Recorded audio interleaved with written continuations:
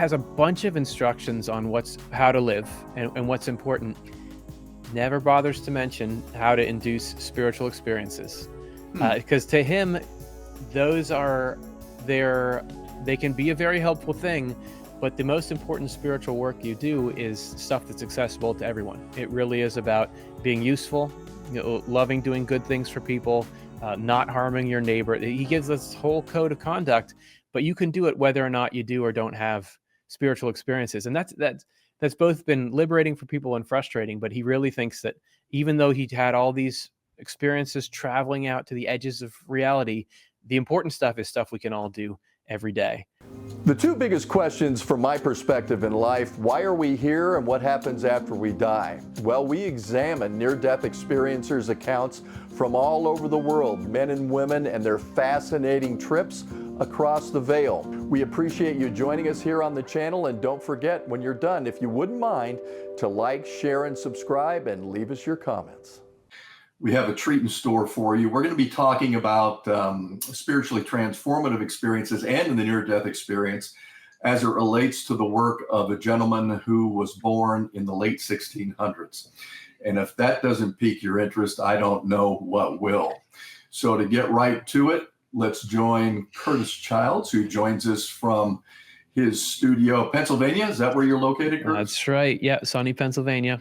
It's the miracle of technology. When I started in television in 1979, we still shot film.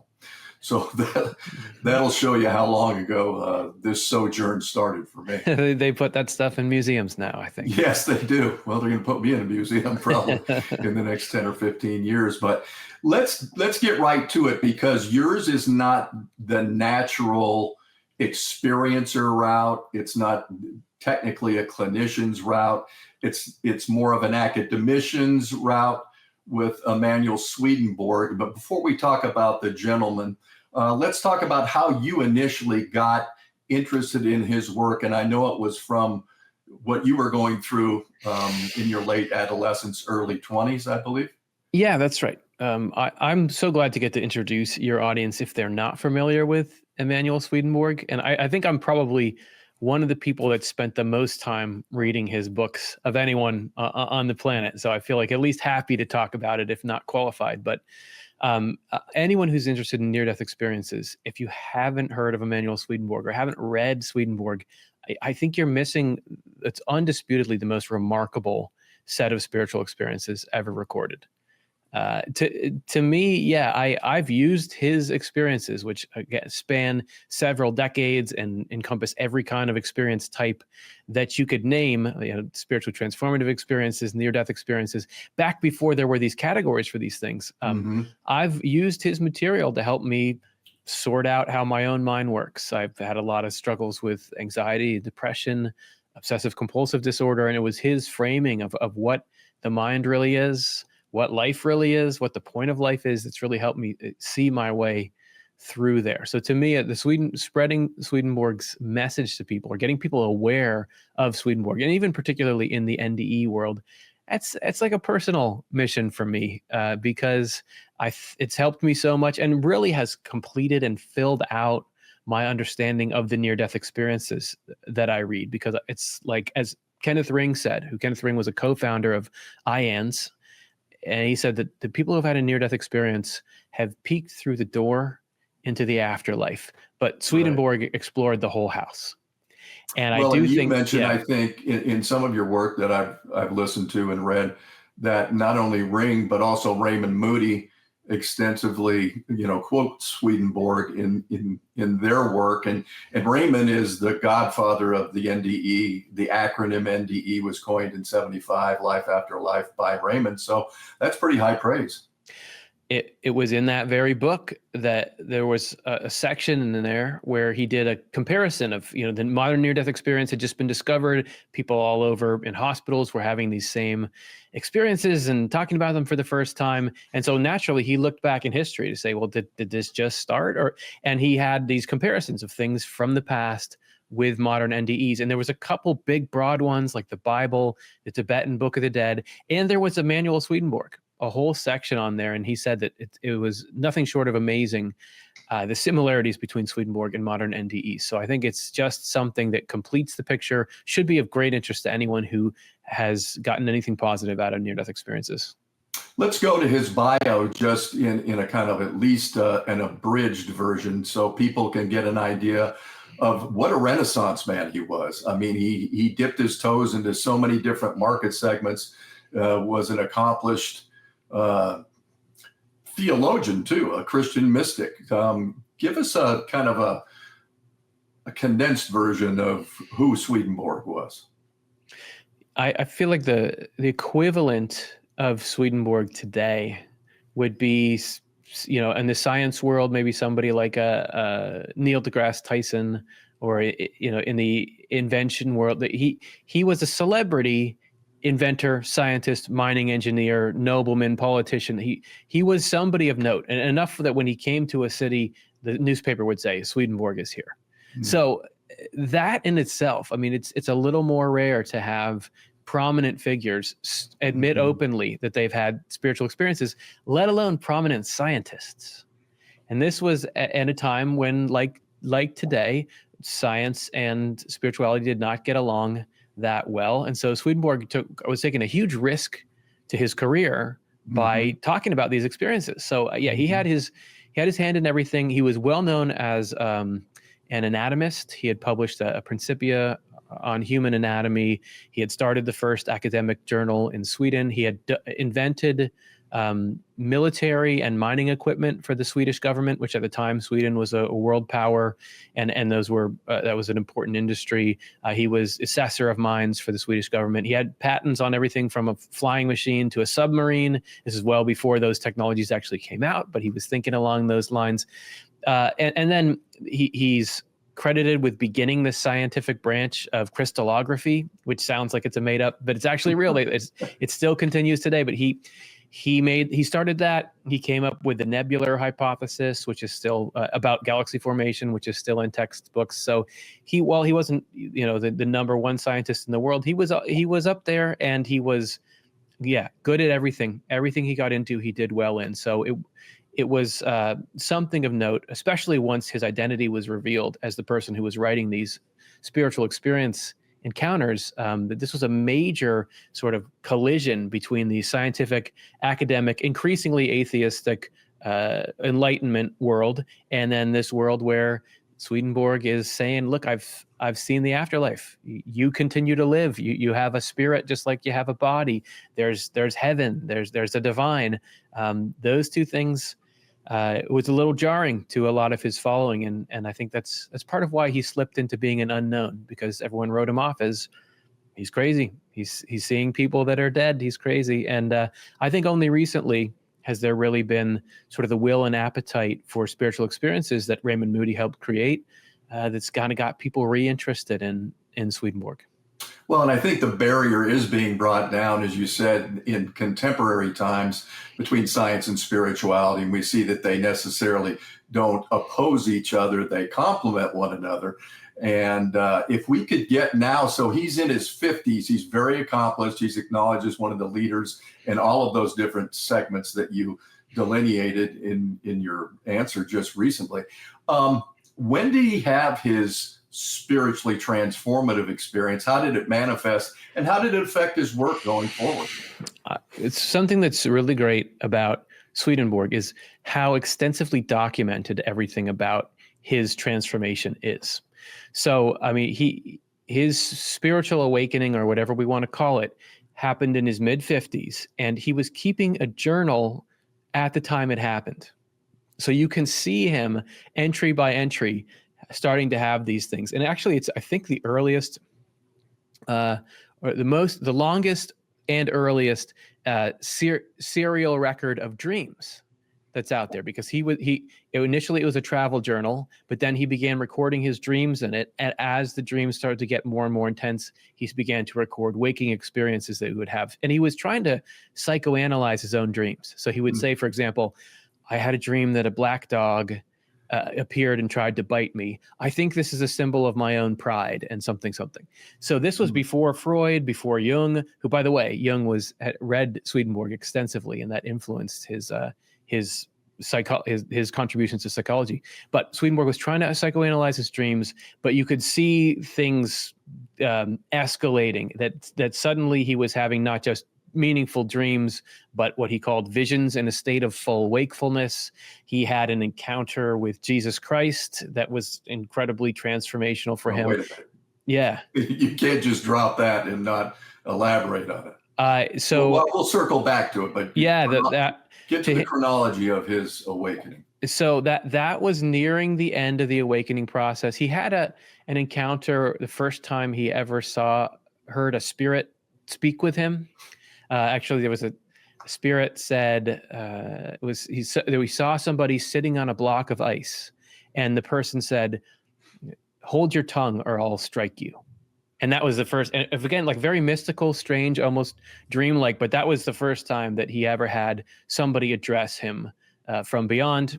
And from there, he went through a series of spiritual crises in which he was in a lot of despair and in sort of feeling assaulted from all sides by negative spiritual forces. And later he would write that's a feature of spiritual awakenings. You have to go through these difficult dark nights of the soul that are called spiritual crises.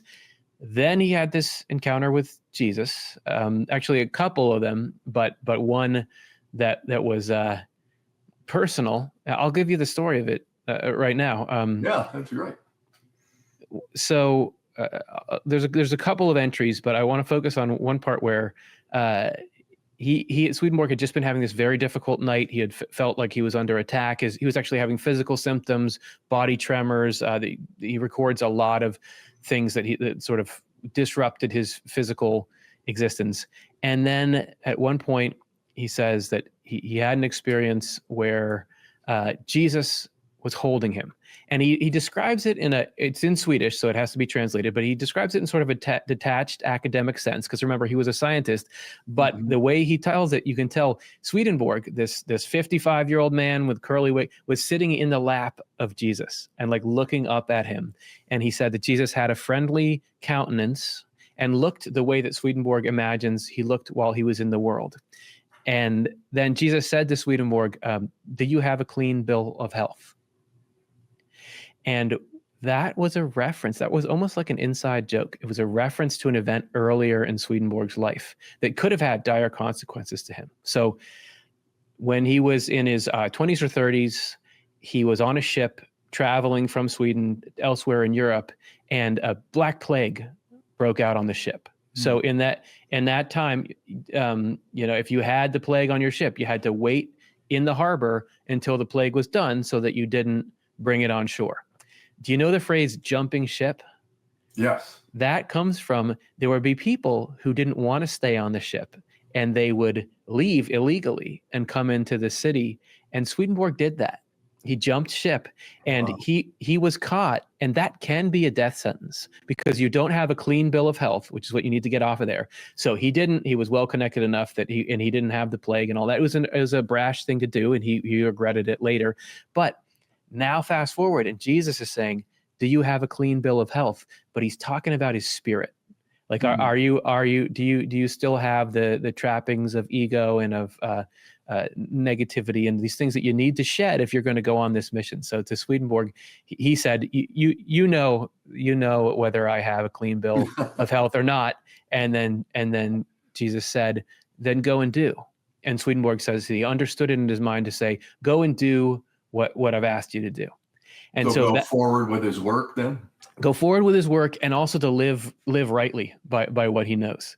And that was the end of his journal of dreams, but it was actually the beginning of his spiritual experiences, because he marks from that day forward that he began to be able to have lucid, at will spiritual experiences where he would actually, journey out of his body and do what we would now call astral projecting into heaven and the world of spirits, and do that continuously for the last 3 decades of his life.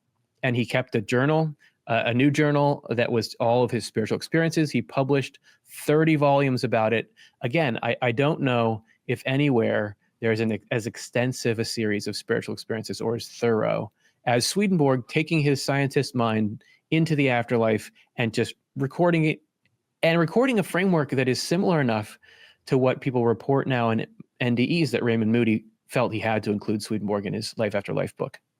Seems to me his path is a lot like Robert Monroe, the Monroe Institute, not necessarily the classic NDE, but spiritually transformative experiences, out-of-body experiences. Did he create a primer for people, as it were, to be able to follow, to replicate what he was able to achieve? Surprisingly not. I get that question a lot, that in all those volumes, he has a bunch of instructions on how to live and what's important. Never bothers to mention how to induce spiritual experiences. Because to him, they can be a very helpful thing, but the most important spiritual work you do is stuff that's accessible to everyone. It really is about being useful, loving doing good things for people, not harming your neighbor. He gives us this whole code of conduct, but you can do it whether or not you do or don't have spiritual experiences. And that's both been liberating for people and frustrating, but he really thinks that even though he had all these experiences traveling out to the edges of reality, the important stuff is stuff we can all do every day. He did have one experience which is a little more like a classic near-death experience. This is recorded in 2 books of his, both Heaven and Hell, and he also wrote a book called Secrets of Heaven, where he talks about being shown by angels what the dying process is like so that he would know. And in that, you have a lot of stuff that would sound pretty familiar to NDEers. He talks about feeling his physical senses shutting down, feeling a pull, and his spirit is pulled out of his body. Then he goes through this sort of 3-tiered phase of being reawakened in the afterlife, where there are first the deepest, most innocent angels are around him. They kind of stir his emotions. And then he moves to a next level when he starts to wake up, where there are what he calls spiritual angels, who are more wisdom, intellect focused. And that's actually where my YouTube channel got its name, because he says in there, it seemed like a covering was peeled off my left eye and gave me the use of spiritual sight. So I have a channel that's called Off the Left Eye. And then from there, you wake up and begin to move around the spiritual world. And he does talk after that about things like what he calls the Book of Life being opened. I think modern NDEers would call it a life review. And from there, there's a lot of similarities, enough that I know Robert Monroe did his assessment of Swedenborg and classified it as a near-death experience. But it's true, his experiences weren't triggered by physical danger like a lot of NDEs are now. But yes, there are some distinct points of commonality and crossover. Well, I think his alluding to the fact that there wasn't a primer, perhaps because he's scientific and spiritual, that it's all subjective and it's individual, right? My experience, although might have common characteristics that yours does, it's really unique to my spirit. We're all sparks of divinity, right? We all have that ability to be autonomous for one another. So comprehensively, he could probably articulate, these are some of the phases that you're going to encounter, but he's unique, you're unique, we are, all of us. So some of the characteristics are similar, as you mentioned, and probably I think it bleeds over between the spiritually transformative and the NDE, the classic NDE. But it's really, to me, it's so interesting. 2 things I want to get to from your purview: reincarnation and time as linear. Does he ever talk about reincarnation and or the concept of time? He talks extensively about the concept of time. I'll start on that one. And in that, he says it doesn't exist in the spiritual world. And this is, again, you'll hear a lot of people who have a near-death experience say, we went through a tunnel. I don't know if it was 20 seconds or 20 years or 200 years. It could have been any of those. Swedenborg talks about how in the spiritual world, there is no time. There are only states, which are like time, but they're more elastic. So right on Earth, we can measure time in hours. And if let's say you have a vacation and it's 7 days long, well, the vacation ends regardless of how you're feeling. If you have completion on that, if you're ready to go back to work, it's got nothing to do with that. It's just how many times did the Earth go around the sun, or how many times did the Earth rotate relative to the sun? But spiritually, everything moves by states. So he talks about, even if you're more eager to get somewhere, you get there quicker. If you're less eager to get there, it goes slower. People who want to see each other can be face to face in an instant. There's an appearance of time, but there are these key differences, because he says over and over, which I guess is something now that you've got Einstein confirming, that time and space are properties of the physical material world. They're not properties of the consciousness or spiritual world. So while you have things that are recognizable there, he talks about, there's days there. Like you will have a morning, an evening, a noon. However, those are reflections of what's going on in your spirit. So when you're in more of a state of love, that's like the morning. When you're in more clarity of wisdom, that's like the afternoon. When you're starting to fall out of those things for a little while, that's more like the evening, and then it returns. The same thing with the seasons. So he talked about a spiritual world that's responsive to what's going on inside people's spirits. So even, let's say he went to a community of people living there, the landscape around this community, even the animals and the birds and the weather, it was all a reflection or an indication or a manifestation of what was sort of deep in the hearts and minds of these people. So you could tell things about what kind of person you're talking to by what's around when you're talking to them. So they're very much a responsive world, and one in which time is there's an appearance of time, but there's not actually clock time. Like time as we know it. Yeah, that's right. That's right. So then going to the next level with reincarnation, if time is just a construct of our 3D existence on this plane of existence, but there is no time, then isn't time simultaneous? Wouldn't we exist on multiple dimensions depending on the frequency of our soul? As opposed to traditional reincarnation, I decide to come back here to this plane of existence. That's where I think it gets kind of fuzzy for me. Yeah. So I think Swedenborg is not unique, but differs from some near-death experience accounts. Well, I guess near-death experience accounts differ from themselves about when it comes to reincarnation. And Swedenborg believed firmly in, we continue to grow and evolve and go through cycles. But to him, it was more a forward trajectory rather than cyclical, like you're talking. He did not talk about your spirit coming back to Earth as a different person.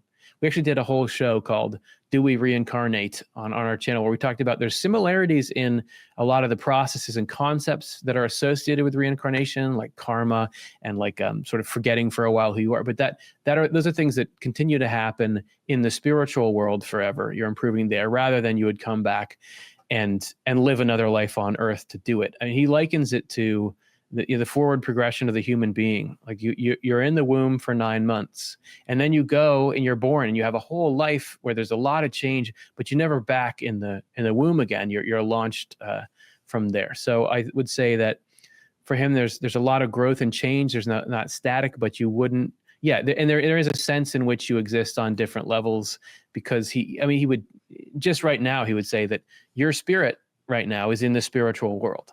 You've got a physical body in the spirit. I think a lot of people would say that. Your physical body is, I'm in a room in Pennsylvania, but my spirit, where is it? It's somewhere in the spiritual world. And it's actually in a community of people based on what I love and what I care about that draws me to that community. So at times, your spirit even becomes visible to those people there, because if you're deep in thought or you're having some kind of connection or something, so that you can kind of exist on these different levels. He also talks about your soul, which he'll use different terms for, but there's a part of you, like an inmost part, that actually exists above all of that he describes as being, no matter who you are, how much you're into love and goodness or evil and falsity, everybody's like the core of their soul is on this plane, very close to God, kind of up above everything. So your outer self can be in turmoil, your inner self can be going through its processes, but then there's the sort of the heart, the spiritual heart of you is somewhere up. But he only mentions it a few times. It's quite mystical, but yeah, there's definitely layers. We're complicated beings, and there's Obviously there's a connection between us and the divine. As you mentioned, divine is the source of life that kind of flows through us. So it's almost like a estuary where the divine ends and you begin. But at the same time, you've got this clear, distinct sense of who you are, and you use it to help people and live a life and come more and more to embody what's good and true.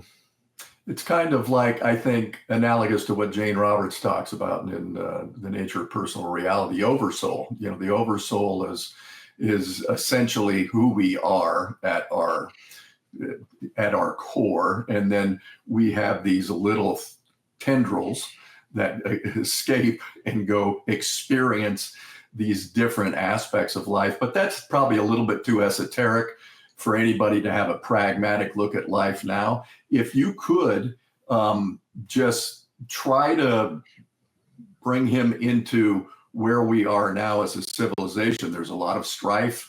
I have kids that are 32 and 30. They look at the world. They say, "What's going on, Dad?" I mean, I don't understand. This gentleman who's a Christian conservative commentator is struck down by an assassin's bullet. There's clearly a line of demarcation between the one side and the other side.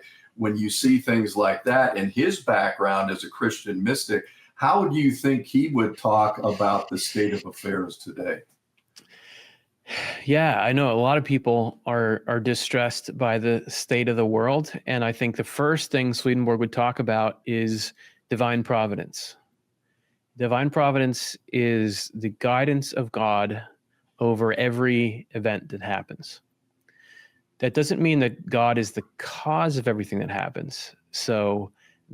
But God makes sure that everything that human beings initiate turns out good in the end. So he talks about divine providence guiding the world and each of our lives, giving us the opportunity to choose what he calls a state of heaven.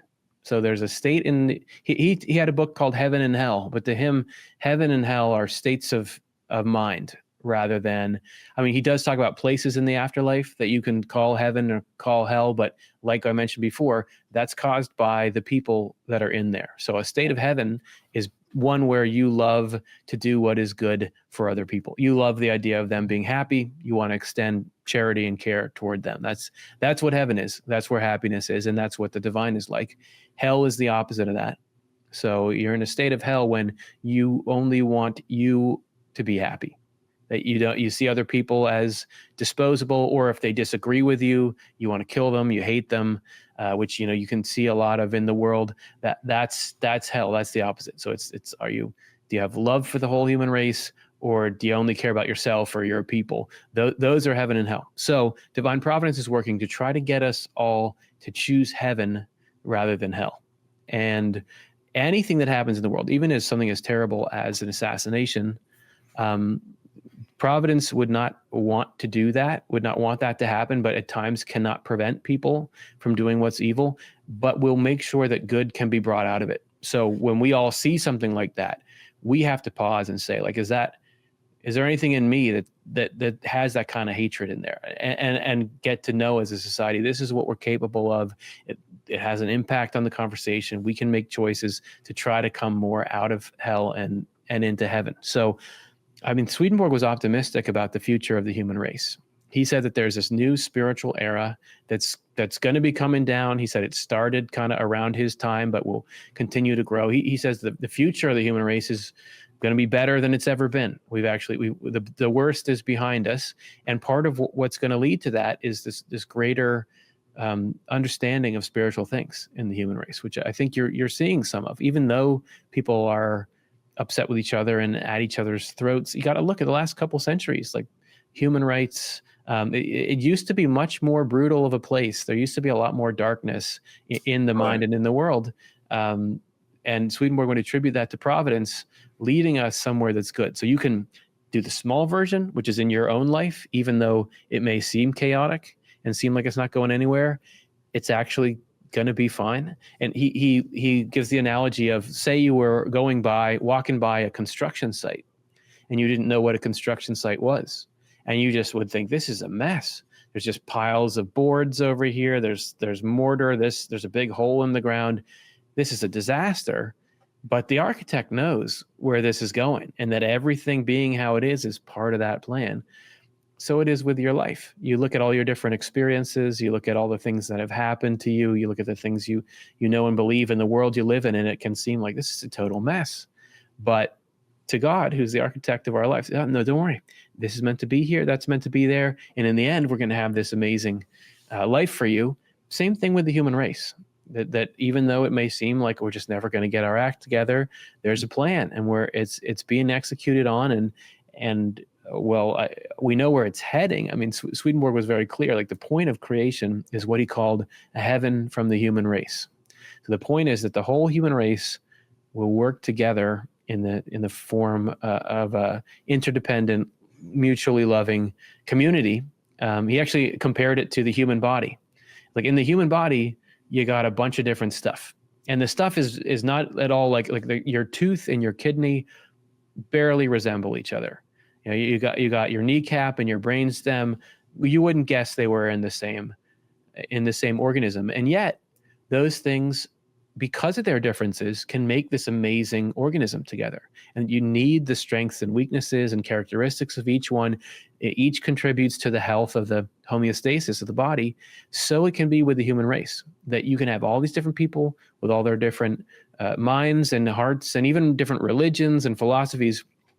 As long as you're focused on trying to do good to the human race, all those things can work together to create a happy existence for humanity, just like every little cell in the body can work together to create a healthy human being. So to him, he felt like that's what Providence is trying to do, is get us all working together. There'll be some bumps along the way, but if enough of us participate, it's going to happen. And he seems really optimistic that it would. Well, and I think one of the greatest analogies I've ever read was from Nita Morjani in Dying to Be Me. She illustrates that really the uniformity of the universe, like Michael Talbot talked in the holographic universe. I mean, there's a lot of different examples, but she uses a tapestry in this wonderful museum. If you and I are like within 3 inches of it, we only see that much of it. You take 30 steps back, you see the grandeur of the entire tapestry, and that each one of us is interlinked metaphorically, universally, towards the success of rising up of everyone. And I think if you can look at it that way, kind of what you were saying that Swedenborg said, ultimately it can appear, and having been in the media, I can understand that a lot of people get myopic and they choose their side and they don't necessarily see the holistic point of the universe. But if you just focus on your own area, like you said, if you wake up in the morning, how do I serve? How can you have a bad day? You wake up in the morning to exhibit gratitude. You can exit gratitude. You're a sovereign being. You can leave it and you can go into turmoil and you can say, I'm pulling my hair out. The world's going to end soon. Or you can look at it the other way, or somewhere in between. I think that's a perennial struggle for everyone, is you can get caught up in the noise, or you can see the goodness behind it. And Swedenborg talked about there's appearances and then there's the reality. And appearances can be very strong. Obvious example, let's say that there's an appearance that the earth goes around the sun. I mean, that you just step outside, you can forgive people for thinking that's how it was for a long time, because the earth, it's big, it doesn't move. The sun's this little thing, you can see it move across the sky. But it's an optical illusion, right? It's an appearance. It's not really how it is. So it is with things like, you can look out and say, oh, the world is chaotic. There's no plan. There's no hope. That's an appearance. That's not how it really is. And to choose those things you're talking about, the gratitude, hope, that is seeing the reality, because the reality is this divine truth that there's even if there's a storm on the top of the waters, there's calm underneath. So I do think it's really important to stay in touch with those qualities, because according to Swedenborg, when you're doing that, that's actually you staying in touch with angels and with heaven, that they're there, but you have to accept them in order to let them influence you. Right. You have to give them agency. They're not going to intervene just arbitrarily. Perhaps, I guess if you're in a really dire circumstance. But again, it goes back to sovereignty. And if you don't accept sovereignty, you don't have sovereignty, right? You yield sovereignty. You let other things come into your life. If you could articulate maybe how he would have envisioned the hellish NDEs, which play out in anywhere from 8 to 10%, how that could be exhibited. Because it seems to me, if you look across the world with different religious persuasions, or if you're an Aborigine, it doesn't make any difference. Whatever your archetype of deity is typically how that will manifest. But if you're raised in some kind of a discipline that talks about hellfire and damnation, and you feel you're less than, that's probably where you're going to go to experience that for a portion of time. But ultimately, that's not reality, right? You're extricated, you experience the higher realms. Is that how you think he would have reflected? Yeah, I think that we talked about Swedenborg's crises of the spirit, where he when he was having his spiritual awakening, he went through these really difficult periods, and he said that's the only way you can really grow and awaken to things. This is why, with near-death experiences, for example, they happen in the context of these horrific accidents a lot of the time, and the person has a lot of healing and recovery to do afterwards. There's a challenge around them, and sometimes within them. I think always of Howard Storm's classic near-death experience, where he had a very strong, very disturbing, hellish beginning to his, where he was attacked and left for dead, and then calls out to Jesus and he gets lifted up into this very positive NDE. To hear him talk about it, and I've gotten to meet him a number of times, he doesn't say, I shouldn't have had that part, or that the hellish part was an important part of getting him free from the selfishness and the materialism and the ego that he had. He learned something from that, just like we learn in our difficult experiences. Like I said, heaven and hell are states of mind. So the more we understand the dark side of human nature, the more we're free to say, I don't want to be like that at all. I don't want to do that at all. So, I mean, I would think the near-death experience, like you said, each one is tailored to the individual's needs. So for some people, it's got to be that it's useful in some way to see, like, this is the potential for depravity that people have, so that for whatever reason, that's going to trigger that person to go and live rightly and know the difference. Right. Everything is done for the benefit of the individual. So in contrast with there's traditional conceptions of hell from various religious traditions, which is that hell is just punishment and it's sort of God's revenge on you. But that's not, Swedenborg says in his book, True Christianity, God cannot even look at us with a frown. God is love itself. So any correction, if you love somebody, if I love my daughter and she's reaching for the stove and it's hot, I might grab her. It might like be a little jolting or scary for her, but right. I'm saving her from something worse. So it could well be that sometimes people have a difficult experience that is going to ultimately wake them up to something they need to change, or will give them a sense of the full scope so they know what to choose. I couldn't say I know in each individual case, but in general, I know that it's for the benefit of the person to see, okay, this is the contrast. And it makes you realize more how good the good is, to be pulled up into it and connects you in a way to that goodness. Well, I would agree 100%. And, biblically, the kingdom of heaven is within what? Within each one of us. So however we manifest it, we do it individually, right? Because we are those divine sparks. That's the unique part of consciousness. What a great system. I mean, when you look at it holistically and take a step back and see how all these interconnected parts flourish independent of one another and then in unified fields with one another, it really is remarkable. Now, was he vilified academically for when he took more of a turn towards the Christian side of his life? And if so, how did he deal with that? He was vilified on all sides. So there was some people like Emmanuel Kant who sort of made fun of him. The dreams of the spirit seer, I think, was what he said. Like there was people who criticized him and mocked him for that. I know he lost a lot of standing in the scientific community, but also the church of the time was upset with him because he was saying, even though he was saying things, he was talking about Jesus Christ and the Bible and the importance of those things, he was also saying that people of any religion can go to heaven if they live by what they believe. And there was wow, that's controversial. Well, it was even today in a lot of circles. And back then, Christianity was the government. So his works got put on trial in Sweden. He had to go to London and Amsterdam to even publish them because they weren't in line with the theocracy. So a lot of the ideas that would be less shocking now, like the idea that many people from many faiths could go to heaven, which, as you said, it can be controversial depending on what circle you're in. But those at the time were heretical. Heretical. He was too well connected to really be in danger, I think, because he had these political connections and everything. But there was certainly a meaningful backlash. There was different bishops who were coming after him.